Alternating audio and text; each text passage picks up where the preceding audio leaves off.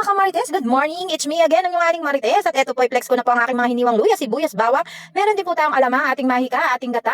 May siling verde rin po dyan, siling pula. Syempre, ang ating istisang kalabasa. Charis, o di po ba, sangka pa, fresh na fresh from the trees.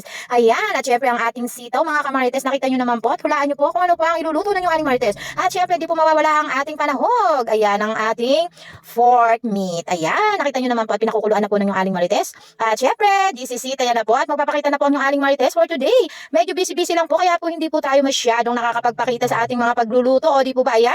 At nang napakuluan na po, nilagyan na po natin ang ating mantika. At syempre, yan, hindi po tayo papayag na hindi po natin i-video ang ating gagawing paglulutong ginataang kalabasa at sitaw. Ayan, o di ba? Post muna si Aling Marites para naman po lagi nyo nakikita ang kagandahan ni Aling Marites, Charis. At syempre, dito nga po ako nagluluto sa aming dirty kitchen. Kaya tingnan nyo naman po, napaka-dirty po talaga ng paligid, Charis. O di po ba? Mas masarap po kasi dito magluto dahil po hindi po masyadong mainit. Ayan, open po tayo kasi dito. Kanya nga lang po, ayan, makikita nyo po ang mga nakatambak na may hanger. Ayan, at syempre, at kung ano-ano pa po dyan. Pero ang mahalaga lang naman po dyan, kung ano niluluto ni Aling Marites. At syempre, ang yung Aling Marites, Charis. Ayan, nag-start na po tayo.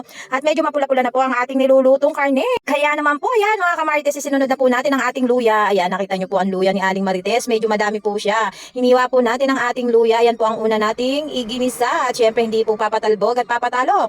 Ang ating susunod na ilalagay ang ating sibuyas. Ayan, kitang-kita nyo naman po ang ebidensya na inuna ko po ang sibuyas kaysa sa bawang. O di po ba? At syempre, hindi rin naman po papatalo ang ating bawang. Ayan po, isinunod na po natin ang ating bawang, mga kamarites. O di ba, habang nagluluto ko, meron po tanong ng tanong sa akin dyan. Ano ba yan? Halata naman tayong talagang Aling Marites lang ang ating feg. O di po ba? Ayan, smile-smile lang po habang nagluluto.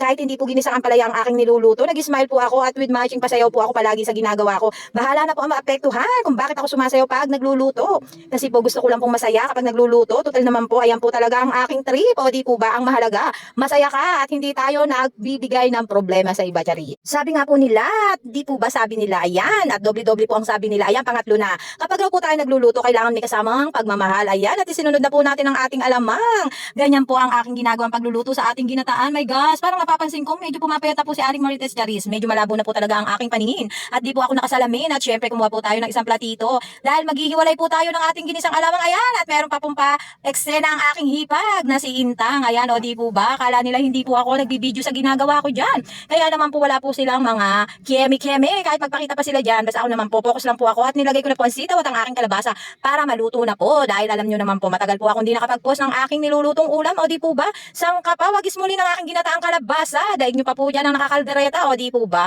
Sa halaga, Charis. At syempre nilagay na po natin ang aking siling verde na malalaki. At ang aking siling pula na talagang mapula. O di po ba? Sangka pa. At wag po kayong kukurap. Ayan, tinakpan na po natin. Hayaan nyo lang po siyang maluto at masangkot siya. Syempre nilagay po muna natin ang ating gata na pangalawang piga. Ayan muna ang ating gagawing pampalambot sa ating kalabasa at sitaw. Actually mukhang malambot naman po talaga ang ating kalabasa at sitaw. Dahil nga po ito po ay fresh na fresh at talaga naman pong napakasarap. Sabi po nila lunligat. Ayan, napakasarap at napakatamis. Ayan, kaya shoutout po talaga sabi nila ni nanay na si Manong ng kalabasa at sitaw. At ayan na naman po ang aking hipag. Gumiksena na naman po. Ayan, ayan po ay asawa ng aking kapatid na bunso na hindi ko po masabi sobrang pagmamahal sa aking kapatid, Charis. O di po ba? Ayan. Kaya naman po yung Aling Marites, ayan, ipinlex ko na po ang ginagawa kong paghalo-halo dyan sa ating ulam para naman po mapantay ang pagkalambot at tinakpan ko na naman po, ayan. At syempre ang ating mahika na palagi nagbibigay ng sarap sa bawat ulam na aking niluluto. At ito na po ang final ko, ang aking unang gata. Ayan na po talaga ang last nating pangsabaw para po kapag natuyo po yan ay siguradong luto na. O di po ba? Tinakpan pa ng yung Aling Marites. Ano ba yan? Katatakip ko lang at binuksan ko na naman.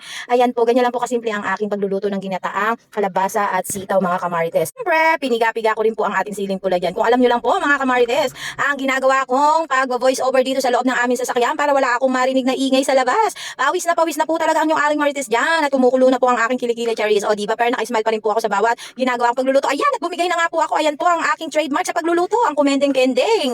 Ayan po, mukhang malapit na po itong maluto, mga kamarites, at sinisiguro ko po sa inyo pag natikman nyo po yan, talagang uulit po kayo ng rice dahil nga po hindi ko po sinasabing masarap ako magluto, pero pag natikman nyo po ang luto ni Aling Marites, talagang kayo po yung mahahali na, Charis. O di po ba? Nagpapatawa lang po ako, mga kamarites. Lately kailangan lang po nating mag good vibes kasi naman po sa sobrang init ng panahon at sa sobrang daming nangyayari sa ating buhay, kailangan po talaga natin isipin kung ano ang makakapagpasaya sa ating buhay. Sabi nga po, life is too short. Kaya naman tingnan nyo po ang aking ginataang kalabasa at sitaw, napakalupit at mukhang malapit na po yung maluto, mga kamarites. O di po ba? ayan, and that's the final result ng aking ginataang kalabasa with sitaw. At sana po matry nyo rin po minsan kung paano po ang pagluluto ng aking ginataang kalabasa with sitaw. At sa aking mga kaibigan, thank you for always watching my video. Bye mga kamarte!